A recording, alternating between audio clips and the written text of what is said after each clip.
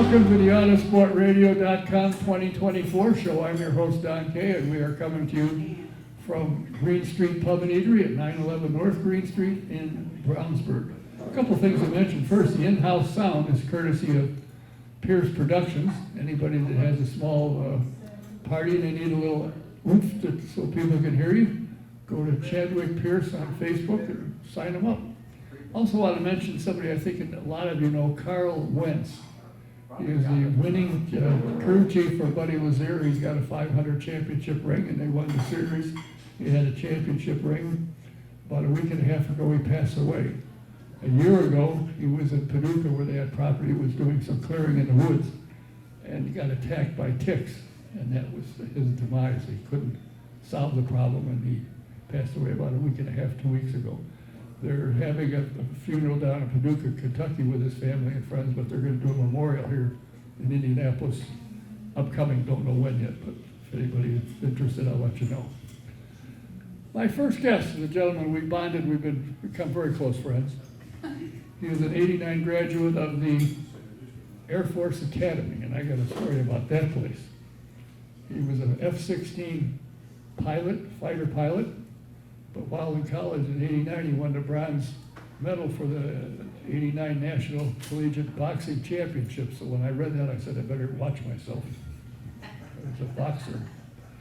He spent 12 years in the military, in the Air Force, flying F-16s, and left as a major. He was a good enough pilot that he was an instructor in all aspects of flying, what the pilots had to do.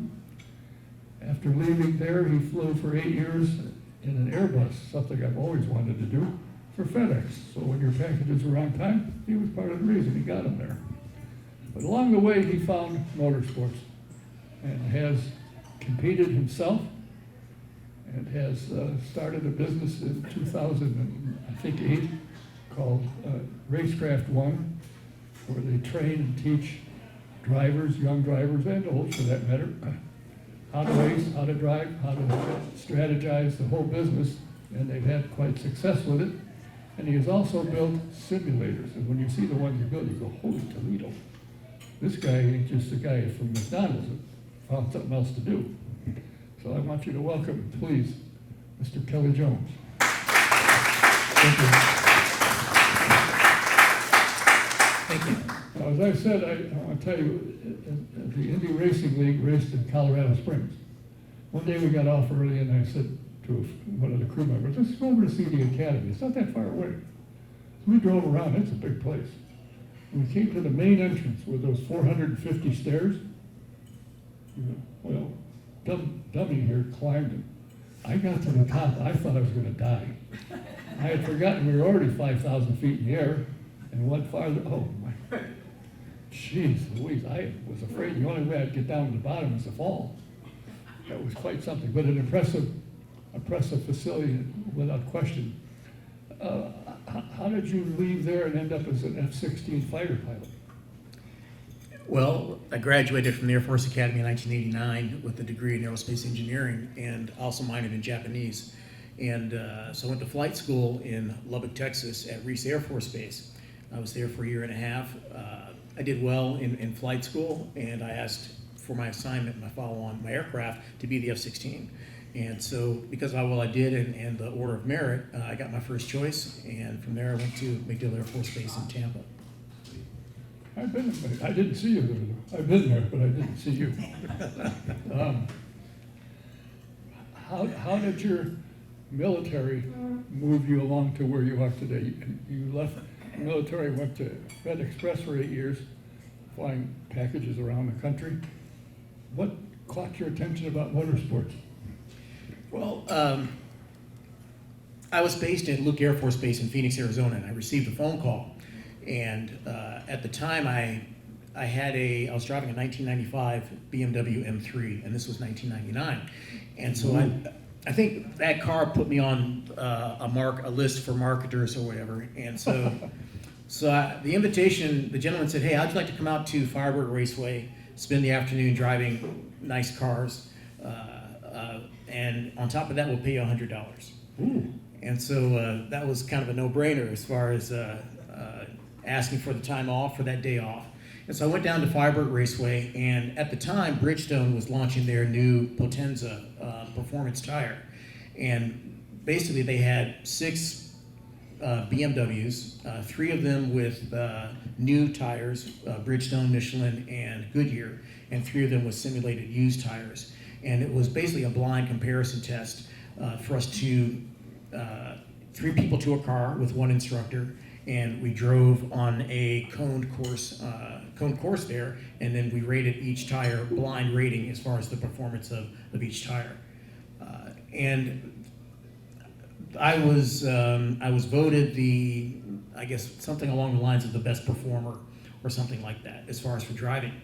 And that's when I realized that what we were doing on the track is very similar to what we do in the aircraft. And I thought this is just as much fun as flying. And so I wanted to get into motorsports after that. And you did a little bit of everything, including motorcycles. You raced internationally. I did club racing in Malaysia at Sepang Circuit in Malaysia on the club racing series there, yes. He does, man. Hi, desu. I spent 6 years in Japan. I still remember some of it. Skoshi. Outstanding. Both go down this. What gave you the idea, hey, I can put a program together and teach kids and adults as well how to drive safely and winningly? I raced karts while I was based in the Philippines with FedEx. I raced karts in Asia. And one season, I was doing karts plus motorcycles plus cars. And I commuted back and forth between Phoenix and the Philippines. And so I had a new girlfriend back stateside, and so one of the 3 had to go. Karts, yeah. And so for that, during that time, I missed the middle third of the kart season. But I also had a simulator, little steering wheel and pedal set that you connect to your computer. But I still drove on that and practiced on that. And that was my first season in karts, actually. And when I came back after that first third of not having any track time, I was actually faster. And people in the paddock, the folks I was racing with and against, asked, how are you faster when you haven't gotten any track time? And I explained to them, well, hey, it was my time on the simulator. And so fast forward about 7 years, and Michelle one moment. Oh, and so I was at Sepang Circuit, and there was a father-son, and the son was advancing from being 10 years old racing karts to racing Formula BMW. And they were at the track as well. We were both observing turn 5 at the track. And they asked, hey, can you show us about that simulator thing? And I said, yeah, sure. And so they lived in Manila at the time. And so the next weekend, I brought my simulator down to their place. I showed it to them. And they said, well, hey, can you use this to coach my son? And I said, yes, I sure can. And so that's when I started I wrote our curriculum and started our training program then. And the picture, I haven't been to you're in with Jim Leo at PitFit. I was with Jim Leo and PitFit for 8 years, from 2011 until 2019, yes. And the pictures I see of the simulators, it ain't something you walk into a store and say, I'll take that one. Well, you're absolutely right. For our customers who are shopping for simulators, it's almost like buying an exotic car. It's a challenge to find a place where you can go test drive one and learn about one, perhaps at an auto show or something like that. And it's very much a boutique service. Yes. Well, the ones you got, there's not too many debit cards you could take in and buy one. I've seen they run up to $75,000. And even more than that. Yes. Yes. Holy smokes! Where do you get the track feed now? There's an outfit that goes out and digitally does all the racetracks, including the bumps, the turns, everything. Did you do your own, or do you use somebody else's? We license the software that's basically available to the consumer as well. And I think that speaks a lot to, because back in 1999 when I had my first simulator, it did not compare to what we have today at all. And yours you can strap in and you can feel the bumps and the turns and all the undulations that go with driving on a race course, be it a road, street, or oval. Yes, that's right. Is it iRacing?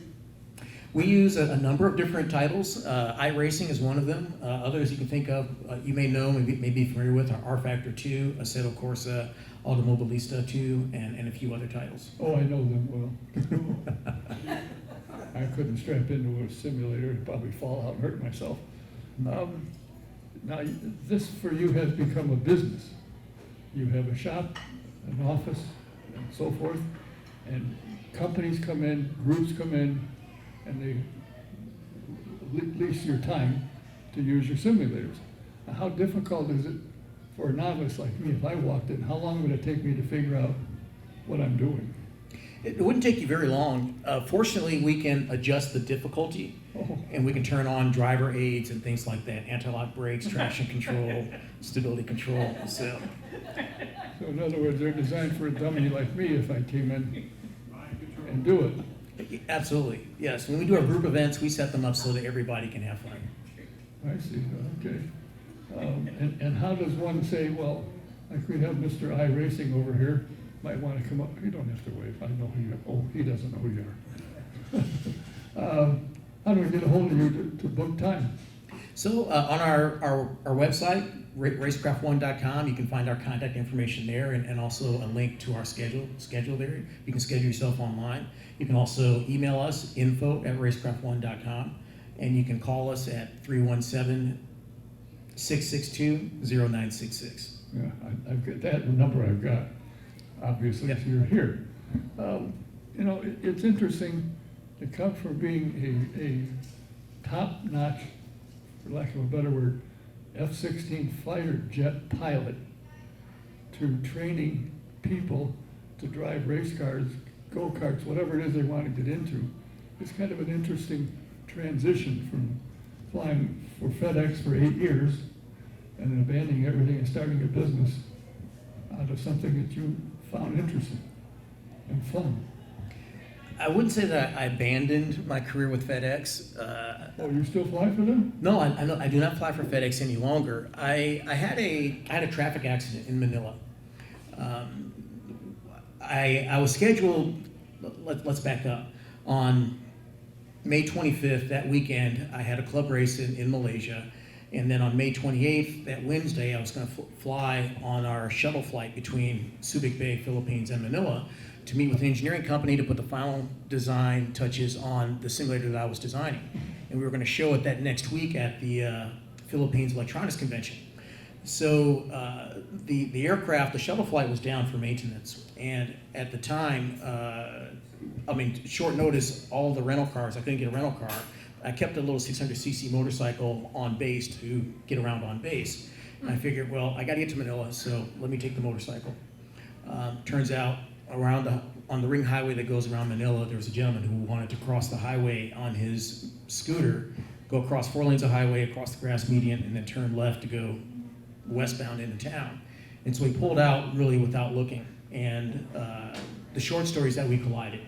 And I was knocked off my motorcycle, I landed on my shoulder and my helmet, and the stretch injured my spine.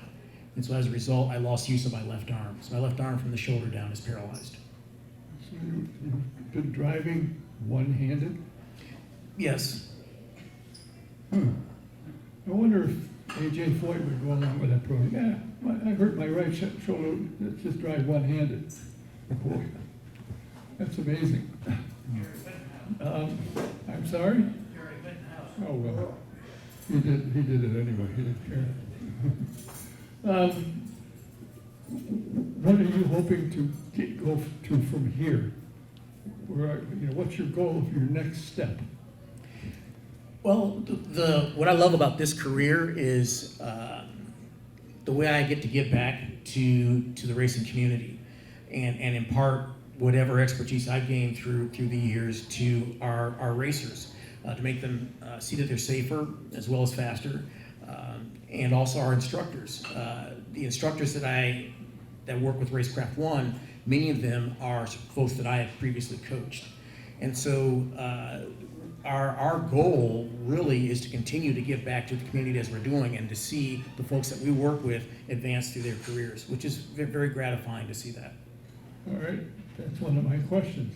Have you started any youngsters primarily that have worked their way, that have gotten it maybe as high as the Road to Indy program and the USF juniors or so forth. Have we got students that have gotten up that way?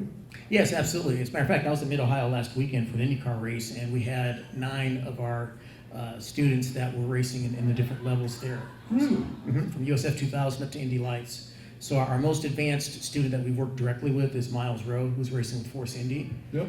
This is rookie season in Yep. Indy Next, I should Next, say. yes. Thank you. Indy Next. And then in USF Pro 2000, we have a number of racers there that we've worked with, including Simon Sykes. And then in USF 2000, there's Elliot Cox. We worked with him since he was 6 years old in karts. Yeah. There's a funny story with that too. All right, what is it? Oh, so Elliot's parents gave Elliot's grandfather a gift certificate to come to Racecraft 1. And so the grandfather, Scott Miles is his name, so Scott came in several times and then he said, hey, you mind if I bring my grandson? And I said, sure, how old is he? He says, oh, he's 6 years old. I said, okay, great. So the next visit, here, Scott and Elliot come in, and I place Elliot on the simulator to my left, and Scott's on the simulator to my right, and I'm kind of sitting in between them so that I can coach Scott and then keep an eye on Elliot in case he needs any help. So we were at New Jersey Motorsports Park. We set Elliot up in karts, and while Scott was in cars on the car track, and I look over and Elliot's from his cart. He's benching away from the kart track. He's going through the grass over the hills. And he's on the car part of the track as well. Yeah, and the lights were down low because we typically turn the lights down low when we're on the simulator. And now I'm focused with Scott, but then I hear a noise, and I look over, and Elliot is fortunately leaned over outside of the sim, and whatever he had for lunch did not sit well with him. Yeah. And he's just, projectile vomiting there. And I jump up, I grab a trash can, and by that point, he's at the dry heaves portion of it, And 6-year-old Elliot, he starts crying because he feels bad, and he's upset about the mess that he's made and all of that. And I really felt, I felt bad for him. I had to comfort him. Hey, it's okay. Don't worry about it. We can clean this up. So one of the funny things about it is, well, first of all, we knew that he had strawberries for lunch. Oh, good. And every now and then, when I would clean our simulators, no matter how thoroughly I cleaned them, every time when I come back and clean them again, I would find a little piece of strawberry to remind me of Elliot. So. Now, speaking of Miles Rowe, Yes. he gets out of the car and he goes back, was it Yonkers or wherever Bronx or wherever he lives? Brooklyn? Mm-hmm. Well, where's that? It's over in New York somewhere. I've been trying to get him, but I've heard nothing but good things. And of all the people I've heard it from was Willie T, my good friend Willie T. And Yes. he said, IndyCar better wake up because I am promoting him for F1, for Formula One. I said, you got to be kidding. He's an American. It's an American sport. No, if they don't jump to it, we're going to get him. Willie's an ambassador in Formula One now. Uppity, Mr. Uppity. I've known him for 30 years. Mm-hmm. In fact, when he tested the first time at the Speedway, I was there watching him. And he got out of the car, he shook his head. He said, damn, these cars are fast. I said, really? Did you notice that? He said, yeah. I said, I got news for you. You and I are about the same color right now. He said, they got my attention, let me tell you. He's a good guy, and if you talk to Miles, let him know, because Rod Reed, I've been after him because I've had him here. And I'd like to talk to the young man. I understand he's a very nice kid, very well respected in the paddock. I'd like to talk to him. So if you talk to him again, say, hey, there's an old guy in Indianapolis that wants to talk to you. He knows about it, but. I'll definitely next time I speak with him, I'll pass the word. Now, I was looking through your website and I noticed the instructors, none of whom it means I gotta take the pill again.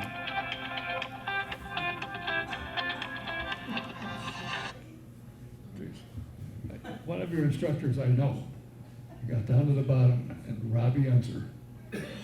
How in the world, from a prairie in Albuquerque, New Mexico, did you find him? That's One what I of- thought. Right. No, one of our drivers, one of the drivers that we've worked with, Elvis Rankin. Elvis is in England. He lives in England now. He moved there about a year and a half ago to pursue Formula car racing there. But at that time, this was approximately 2018, I would say, Elvis was living in Albuquerque and pursuing racing there. And so he met Robbie Unser, and then that's how I got introduced to Robbie Unser as well. Robbie was working with Elvis at the track, and I had been working with Elvis for a number of years prior to that. And so that's how Robbie and I were introduced. He's nothing, fortunately, quite like his father. I He's close. okay. Yeah. And I got to get a connection from you before you disappear. Sure. How to get a hold of him. I'm going to harass him and try and get him to stop into town sometime. Okay. And he's been gone for 3 years. He's got to come here and see what you're doing, personally, I think. Is your goal any particular series, or will you help anybody drive stock cars, modified, sprint cars, midgets, to get to where they're going? Will you take anybody that's going to any series? Yes, our instructors come from different backgrounds. Yeah, I and saw that. And so across all of our instructors, basically all of the series that you've covered, we have coaching experience in them. And so we'll take both road course, street course, ovals, dirt, and paved. We work with everyone. How much are you involved with instruction? You personally, I mean, you got these other instructors. They obviously don't come to the office. They do stuff as you're telling me about Robert. He sits and teaches somebody, but he's in Albuquerque with his feet up on an ottoman, teaching a kid how to run the car. So I've always been here in Indianapolis with Racecraft One. Our instructors at different times have lived here as well. And fortunately, with the coaching that we do, we do about 50% of our coaching online with clients who have sims at their own location. And so we just join up online, where it's almost like online racing with other people. We are on track or trackside or in the car with them, providing teaching that way. It's 90% as effective as being there in person. Really? Yep. So I do, and I do a good portion. I do my fair share of our coaching. Well, I hope so. Yeah. I mean, otherwise these guys say, what are we doing? Here's the old man sitting there relaxing. Can't have that. It's just interesting to me how you came from a fighter pilot from the Air Force Academy, where I thought I was going to die, to a F-16 pilot with 2,200 hours in the air, become an instructor for everything, how to be a warrior, basically. And here you are in motorsports. I find that a very interesting transition that happened. And I think to myself, well, tell me, you came here in '64 after you watched the 500 on the first time it was shown in the movie theater. I fell asleep 2 years. And my friend said, you've got to come and see it. Yeah. Well, I did come in, I'm still here. You get hooked to it. The people, the drivers, the mechanics and stuff. Back in my early days, you'd go to a short track, and if somebody cut somebody off or they had a wreck, they're out in the parking lot with 2x4s. But you go to the motel and they're exchanging parts to go race each other the next night. And I thought, that's kind of strange. You were just trying to whoop somebody here an hour ago. Now you're friendly. And it's amazing. The people in the sport, you don't hear the problems that some of the other professional sports have. And I won't go into what they are, but everybody's read about them. But you don't have that in here. Only 2 or 3 guys that I know that had a problem. One of them was done because he listened to Dad, and that got him in trouble. But other than that, they're good people, and they're smart. Some of the stuff they come up for cars that's on the streets today, you go, holy Toledo, come out of racing. How about that? Absolutely, yeah. It's a very wholesome community, and as you said, and that's one of the things that we teach. What you mentioned, as far as maybe fisticuffs in the parking lot, but a couple of days later everything's good. We teach that when you climb out of a racing car after being on the track, you're very what's the word? You're very amped up. You're very excited, and the adrenaline's still flowing. And so one of the things that we teach is that, hey, if you want to have words with another driver, wait a bit and cool. because generally, cooler heads will prevail if you take your time about addressing whatever it was that happened on track. And just a few weeks ago when Santino Ferrucci attacked, I think it was a Ward actually, if I remember right. And he said, afterward, we've been racing each other since we were 6 or 7. He's a good friend. Everything's fine, we settled it. But when he was hot, he was hot. Yeah. And that happens. What the heck? I get mad once in a while if my drink is empty or something. But I find it very interesting. And what you're doing, the way you're doing it, and what you built. One of these days I got to take a ride up to your shop and see the pictures of your simulators with the screens that are spread. It's got to feel like when you're in there that you're in the car. It does. The visual, well, the whole presentation is so immersive. Actually, one of the questions that we ask each of our new customers is, are you susceptible to motion sickness? Because about 10%, between 5 and 10% of our customers may feel some motion discomfort initially. But there are things that we do to reduce that tendency. The simulators are basically, we take what I learned in engineering, aerospace engineering, and we study ergonomics and the pilot vehicle interface and how to make that interface more efficient, how to make it so that the pilot interacts with the vehicle more efficiently with fewer mistakes. And through that study, that's how we also design our simulators that we use, so that what a person does in our sims, we're going to see the same thing. They're going to have the same tendencies on the actual racetrack, and that's what makes it such a valuable part of what makes it such a valuable training tool, training device. Do you have a sign on the window? If you had strawberries for breakfast, don't come in. One of the things we do is we actually keep ginger candy, because that has proven helpful as far as alleviating motion discomfort. Yeah. Okay. Well, would I fit in the simulator? Oh, absolutely. Yes. Okay. Yes. All right. 'Cause Yep. back when I was on a crew, so I want to drive steer the car when you go out to the pit area. He said, we don't have enough Vaseline to get you out again. Now I probably could get them if I'd lost some weight, but Yep. yeah, I find it very interesting what you've done, what you served our country, where you went with it, what you did once they realized that this guy knows how to fly these things and can teach warfare, bombing, everything connected with it. And now here you are in Indianapolis with a training facility to learn how to drive race cars of any style. Yeah, when you get a chance, just come right downtown. We're just off of, we're on Washington Street, about 6 blocks east of Meridian. So we're 6 blocks east of Monument Circle there. Just off of I-65, very easy to find us. We're inside of the Silo Auto Club and Conservancy. Yeah, I know the silo. I thought, they got corn sitting there. Well, I appreciate your time. This was kind of short notice, but I picked up on you when somebody mentioned that they had seen you. Hadn't seen everything, but it sounded interesting, so I chased you down and found you, strangely enough. So I appreciate your time. And who knows? As soon as somebody from yours goes from next series up to IndyCar, we'll call you back again, because I know there'll be a celebration, you bring champagne in and everything. Thank you very much.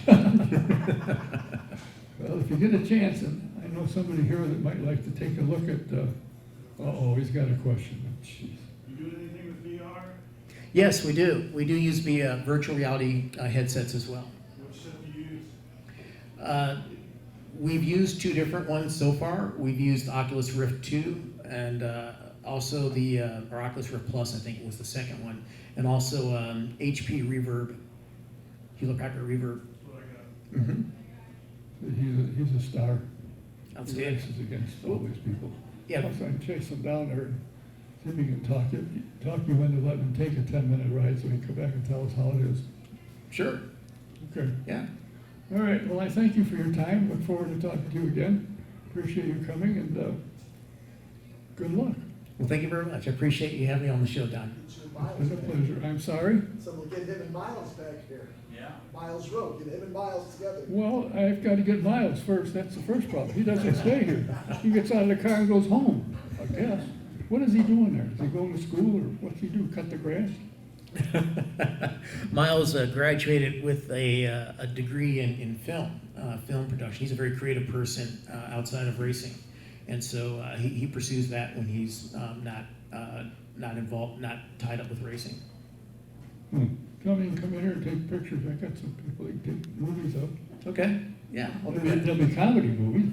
But well, I thank you for your time and look forward to talking to you again. Thank you, Don. Kelly Jones. Remember,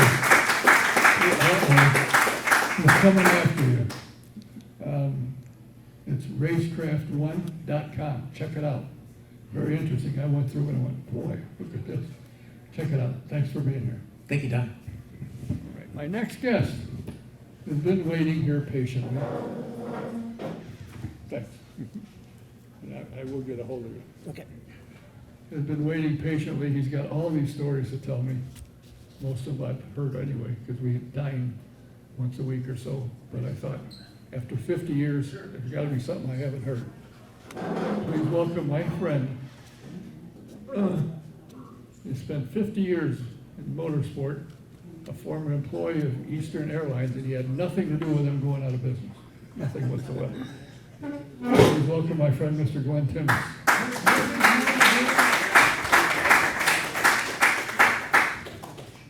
Jim Albert's birthday tomorrow. What are you going to sing to him?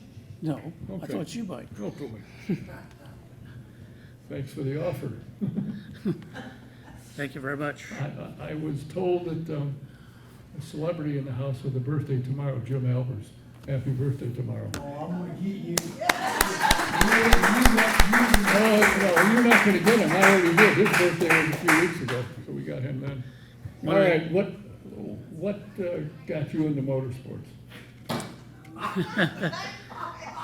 You know, I I don't know was what he thinks is so funny about that. It's a logical question.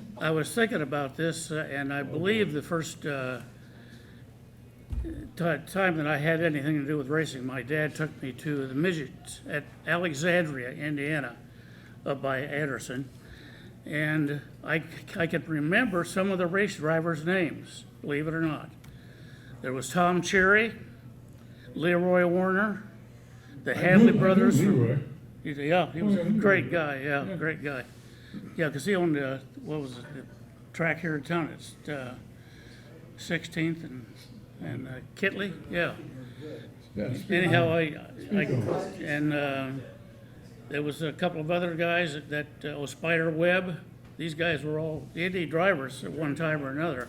Hey, Glenn. I think I was about 6 or 7 years Turn the old. mic towards your mouth a little bit. Turn the mic, tilt the mic up the other way.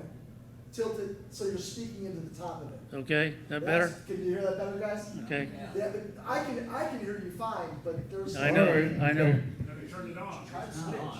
Have you turned it on? Yeah. Oh, I turned it off when I, Oh, all right. what a deal. all right. So anyway. That's well, my anyway, first lesson failed, right, Gal?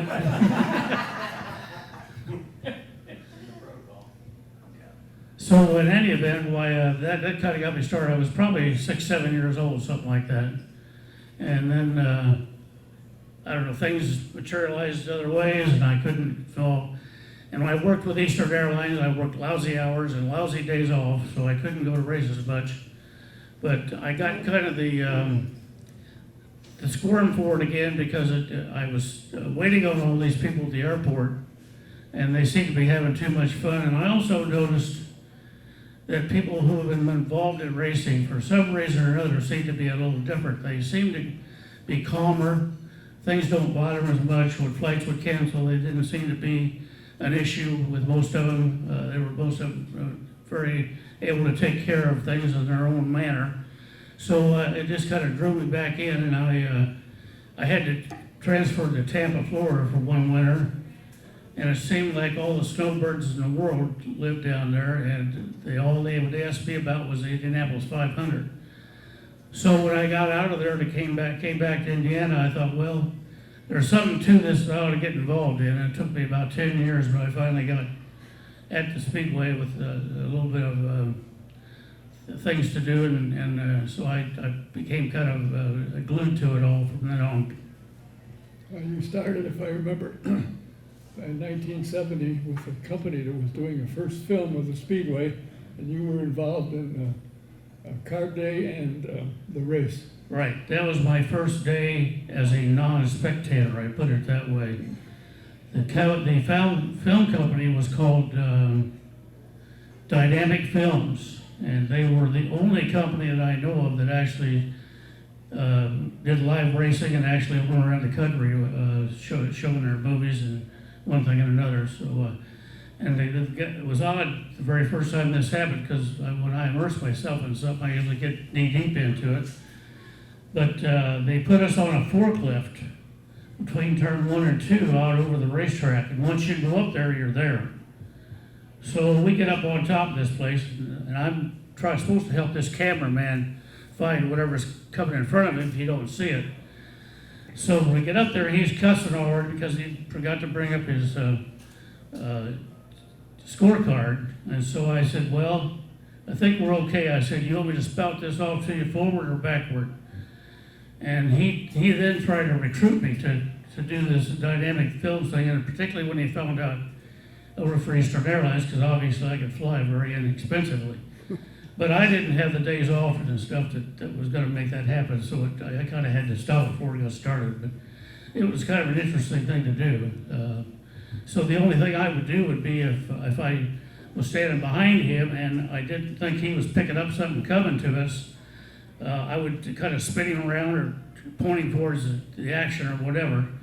I do remember Lloyd Ruby catching on fire in front of us, and most of the rest of it was just to pick up the leader most of the time, which was Al Linser, who was having a whale of a day, obviously. So that was, and then the next year in '71, I actually got on with USAC as an observer. So I was kind of thinking maybe I should tell you what an observer really does. Most of you folks have been around a while, so you know. Hold it. What does this observer really do? Say that the word itself almost lends itself to confusion. A lot of people confuse us with spotters, and to be a spotter is a guy who works for the race team, and he's on the headset back and forth trying to tell his driver if there's anything in front of him that he should know that he hasn't picked up on, and that type of thing. And we're not that. We work for the sanctioning body, period. And, people think, well, you just like to sit around and watch race cars, and that's really true to a point. However, if you're sitting around watching race cars and not really digesting what's around you, you're not doing a very good job. You're not probably going to be very interested in this for very long. Because I like to set up the thing where I'm sitting there fat, dumb, and happy, and there's a couple of 3-car teams out trying to check out what the air is going to be around if they get too close and try to pass them on one thing and another. And I set this up in my mind that the first thing you know, there's 3 of these guys together. And so then they do their thing and they come inside in the pits, and you look around and all of a sudden you've got something setting on the racetrack at, let's say, the top of the groove, and you don't know what that is, and you need to find out what that is pretty quick, because that's part of what you are. You're a safety extension. And at the speeds that they are running now, and as this has progressed over the years, things happen very, very fast. It really do. It's almost unbelievable. So if you confronted with something like I just pictured, you kind of have to digest what that is laying on the racetrack, for one thing, if you can. And the other thing is that you're in a position where you're right at the edge of the groove, and that's a very difficult thing to do, because we pay much more attention to the groove than we do outside of the groove. But by the same token, the first thing you know, somebody coming along and blows it, and it moves or something like that, you've got to find it and look and see what it is. So those are the kind of things that we do and spend our time doing, in addition to just enjoying the race cars themselves. Now, let's back up a bit. You have spent a lot of time in your youth, if you can remember back that far, going to baseball and softball games. And during your career, I saw once the king in his court. I saw them a number of times, but you followed softball when your dad was working. One of the members of a team or something would take you to the game, so you got really hooked on professional softball. I did, I really did. My next door neighbor was the right fielder for the Fort Wayne Zelmer Pistons. And I can't, he's opened something for me here that I was hoping that he would, because it's kind of amazing. This team, and actually, believe it or not, the year after that they were disbanded, they played the King in his court in Fort Wayne, and they actually beat the King in his court. But everybody always talked about them together, and certainly very interesting stuff for both of them. But the team that I followed, the Fort Wayne Zelmer Pistons, this team was founded in 1940, and it was in motion through 1954 when they disbanded them.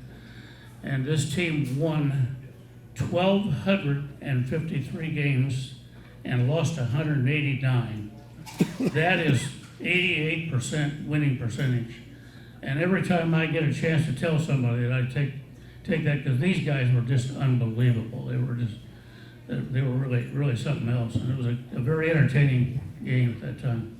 And for those who don't know know who the king in his court was, the king was the pitcher. Right. I think there was, 3 or 4 guys on the team, was all? There were 4 altogether. 4, yeah. Yeah, they Pitcher, had catcher, and a couple of outfielders. Yeah. And he pitched from second base, if I remember right.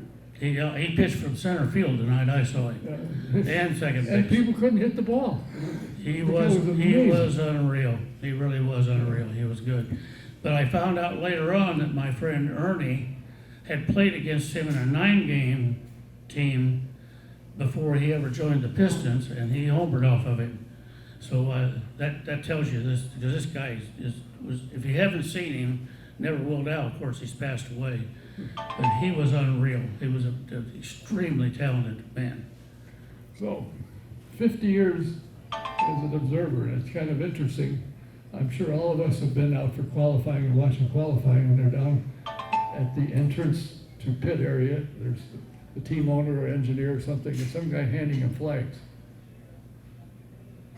And when I noticed when somebody asked Bobby Rahal or something, you know Glenn Timmis? Huh? You know the guy that handed you, oh yeah, the guy that handed me flag. Oh yeah, I know him well.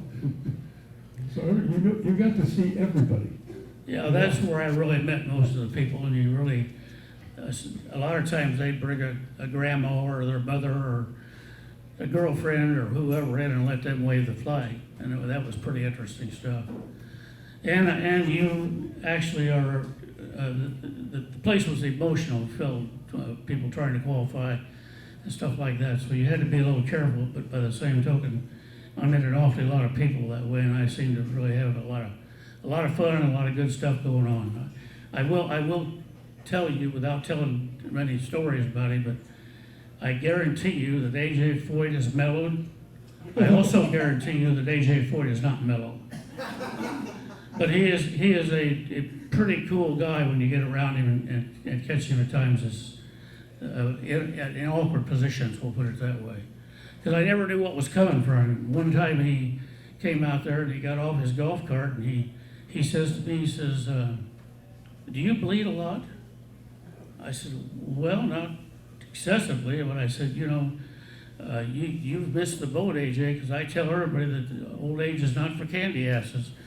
And he took the flag and hit me over the head with it while I was standing there with him he just keeping in fact who's boss, that's the way it was.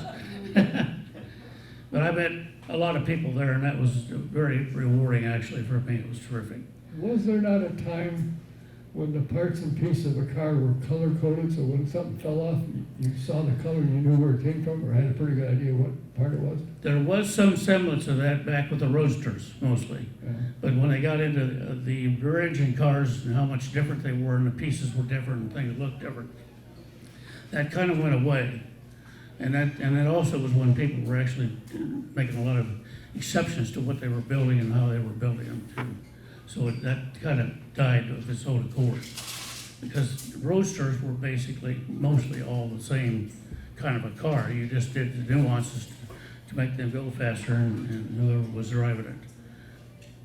And did you ever go and visit Jim Hurtubise and take part in the front end of one of his roasters that was full of beer?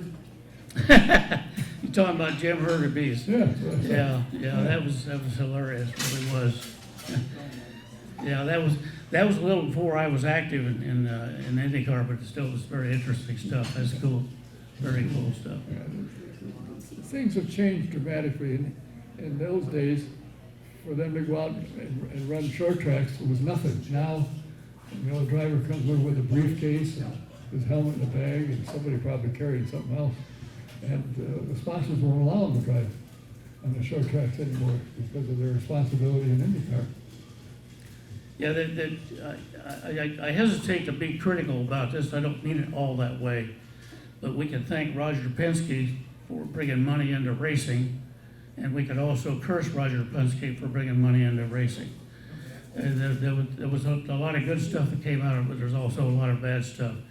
And for my money, it took away a lot of the sport of it, if you will, because today you can't find a J.C. Agajadian or a Lizzie Hopkins or a Bob Wilkie practically anywhere. They're there, and they're with a different banner kind of, but the real stories out of some of these race cars and how they got them put together to make a run and actually get in the race was phenomenal self-stories of terrific people. Speaking of Lindsey Hopkins, he built the first ground effects car with Antares, and I was part of that team.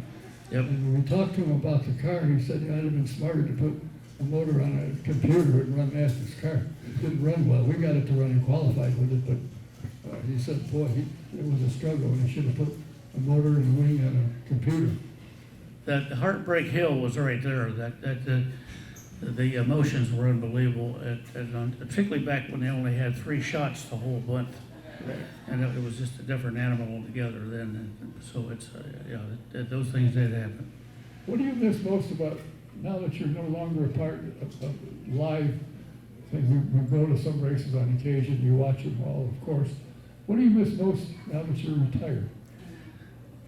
The traveling, I think, really made it for me. And that was kind of an elite bunch of guys that got onto that. And I traveled the last 22 years I was with IndyCar, but the people, obviously, is what you're going to miss when it gets right down to it at the end. Because if you are basically living with somebody, like that's what that whole thing was everybody together, because we were all like brothers, I think. And it was a very, very interesting type of lifestyle, it really was. And there again, you always saw some good stuff and bad stuff, so forth and so on. I cite this because I think it's a perfect example. We had an observer that was with us, and his wife was having a lot of physical difficulties, and they couldn't even get her a doctor's appointment with this surgeon for like 12 weeks or something like that, and I didn't know she was even going to make it that long. So we decided we'd take, before the race started on Sunday, we'd walk over and talk to some of the medical team and kind of explain what was going on with her. Before we left the racetrack that day, she had 3 appointments at Methodist Hospital, and it saved her life. Right. Very interesting stuff, it really was. Well, you started with USAC when they sanctioned the 500. Did you, at that time, did you travel, or that was the only race you did to start with? Well, there wasn't that much traveling. The main part of the traveling at that time was when they had the dirt circuit, which was Springfield and Hoosier, the Hoosier 100 and all that dirt, decoying. All of that was kind of like a thing of its own. And there was 3 or 4 guys that did most of that, but I worked a couple of them here and there, but there again, I was still hammered by my hours of days off that just didn't fit with that at all. What I would try to do would be, when I worked at Eastern, I generally worked an early shift. So when I was getting off like at 1, 2 o'clock in the afternoon, that I would go in and just let them put me wherever they needed me. And so that I did get in a lot of hours that way. And then of course I take my Monday and Tuesday off or whatever. And I'd be out there all day on those days. And you got to remember too, at that time, This was 30 days of May, really. It started at 9 a.m. on May 1st, and it ended about 6 o'clock on May 30th, period. And the only times they were not there was the second half after the qualifications. There were 2 different weekends at that time. And after that was over with, then they took a sabbatical for 2 or 3 days before they got started with the carb day and all that stuff again. So it was quite a month, it really was. Yeah, and I say the reason they cut it down was the cost of hoteling a crew for the full 30 days to down 2.5 weeks. Yeah. Example of how these people were, since we didn't get paid, and I kind of lean on USAC probably more than I should, because this is a volunteer job. And I always note that they didn't pay us anything, but by the same token, it was volunteer. You were doing it out of love. You weren't doing it out for money. If you were, you shouldn't have been there.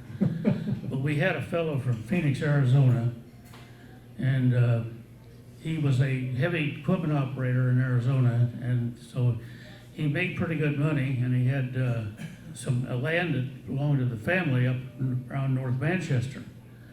So he would come back on the 1st of April and go up to North Manchester, because they had to re-ditch this place every year because of the wetlands, and so he'd go up there and work on his farmland for a month, and then he'd come back here and start on the 1st of May with the IndyCar.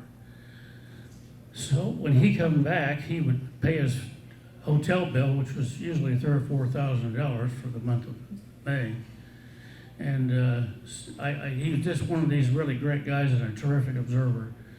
And so I couldn't resist getting on him once in a while. So I decided one year that we're getting ready to go green on May 1st. And he's got the headset on, and I've got the backup headset on. And I walked over to the fence, and I said to him, I said, Walt, I'm so damn mad I can't see straight. And he said, well, what's the matter, little buddy? And I said, well, you know, it cost me $65 for my license from USAC. I had to pay $15 for insurance for the month, and usually you bought a cap or a shirt or something. And I said, I have spent $100 and we ain't turned an effing wheel for us yet. And about the 3rd time I did it, he says, don't you do that shit on me again. Because he just spent $3,000 or $4,000 and I would spend more than $300 or $400 the whole month. So I had to lean on him a little bit, but he was a wonderful man, really was. Great teacher, good as they got, really was. And fortunately for you, when you traveled, your lovely bride, who's now chatting, was right there with you. When I traveled and went to the whole series, every year, every event you went to, she was with you. So at least you didn't get home and have somebody yell at you. I hope you had a good time. Well, you know, it's funny because when Mary and I got married, the only thing I said to her was, I said, just don't ask me to quit. When I'm ready, I will. And she jumped in there with both feet. The whole family did, really, you get down to it. And they really backed my whole time in there, even though it was sometimes not too convenient or not exactly wonderful. But she did a lot for me on that deal. And actually, her and one of my best friends that worked for Eastern, we would load up a van, an empty van, and we would show up at the racetrack about 8 o'clock in the morning on race day, and she would feed these observers twice, her and George, my friend, and we just had a ball with all that. It was just wonderful, because we left early and we knew we weren't going to get out of there very early, so we'd have brats in the afternoon after we had breakfast in the morning. And that was just, the camaraderie of all that was just absolutely terrific. You couldn't beat it. It really was wonderful. And then we turn around and do the same thing for the brickyard. Well, fortunately for you, she still fixes 2 meals a day, sometimes 3. At least you eat. You're used to it. Yeah, that's me. Are you glad you retired at 50? 50 years, not 50, your age, not 50, 50 years. I don't know if you ever get ready for that, but I almost actually retired after the 45th, and I think that's the same one that was Rossi's the 100-year deal. And I kind of got talked out of that between my daughter and she happened to run, and her friend Dave right there. Dave incidentally had a time where he was driving Marco Andretti's motorhome. So he got inducted to the racing stuff really good, but in any event, I think that had a lot to do with it. And they happened to be having pictures on the day that the day after Rossi had won. And she mentioned to Doug Bowles that I was thinking about retiring. And he told her that can't happen. Now, nobody actually turned my arm or anything like that, but I finally decided one by one, I was getting to be the oldest man that ever been there, I think. And that did bother me some, but I was fairly proficient in what I was doing, so I didn't really want to get out from under it. But at 50, I was ready, I think as ready as I could be. And it was just time. It was the right thing for IndyCar, right thing for me, right thing for everybody. And while I missed the heck out of it, it's a great thing to put your hand on that and say, well, 50 years of this, 50 years of anything is a lot of time. You know, it really is. And sometimes when I stop and think about the days that I probably should have been going earlier. I don't know.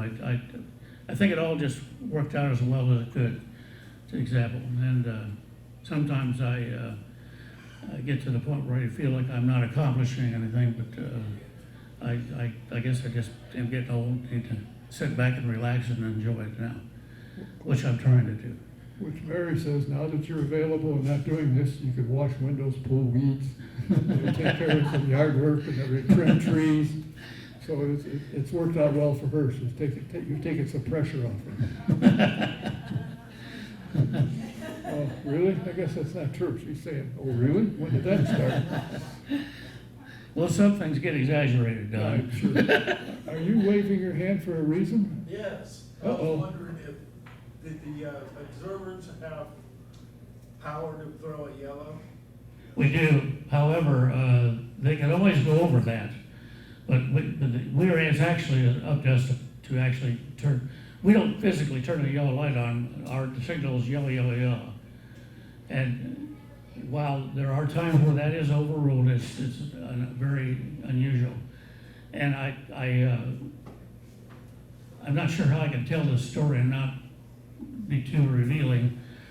But for those of you that don't know him, Brian Barnhart, for my money, is the best track official that ever walked the face of the earth.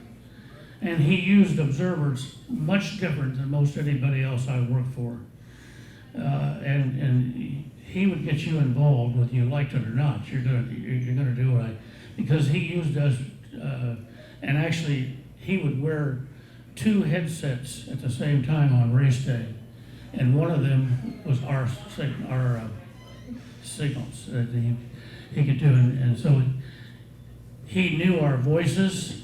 And this was the traveling team more so than the other, but it was very interesting because he utilized us the way we really should have been all those years. But that was quite a deal to be around him. But yeah, the answer is we could make the call. Yeah, we could make the call, and it was very rare that they went over us and didn't do that. But you got to remember, an observer standing behind a wall usually, or a fence, and the first thing you did when you got yourself situated with a headset on was to figure out where the hell you were going to go if somebody hit that wall in front of you. You better have that kind of figured out, in advance what you're doing. But then go back to the Brian Barnhart thing.